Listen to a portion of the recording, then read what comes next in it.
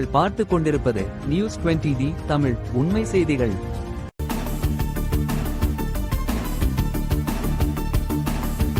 திருச்சியில் 14 அம்ச கோரிக்கைகளை வலியுறுத்தி ஊரக வாழ்வாதார இயக்க பணியாளர்கள் மற்றும் நகர்ப்புற வாழ்வாதார இயக்க பணியாளர்கள், ஊராட்சி அளவிலான களப்பணியாளர்கள் காத்திருப்பு போராட்டம்.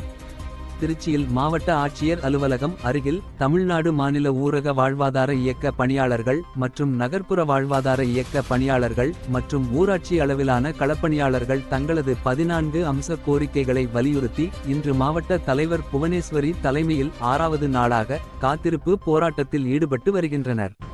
இன்று காலை மாவட்ட ஆட்சியர் அலுவலகம் அருகில் கூடிய 100க்கும் மேற்பட்ட பணியாளர்கள் கொட்டும் மழையினை பொருட்படுத்தாமல் குடை பிடித்தபடி அமர்ந்து தங்களது காத்திருப்பு போராட்டத்தை தொடர்ந்தனர்.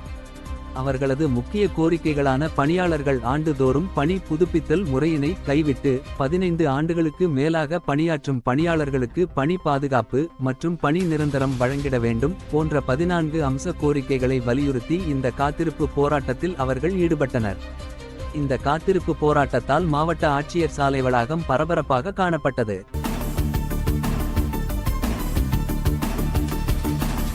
நியூஸ் 20D தமிழ் செய்திகளுக்காக திருச்சி செய்தியாளர் எச். பஷீர். உண்மை செய்திகளை உடனுக்குடன் தெரிந்து கொள்ள நியூஸ் 20D தமிழ் செய்திகளை சப்ஸ்கிரைப் செய்யவும்.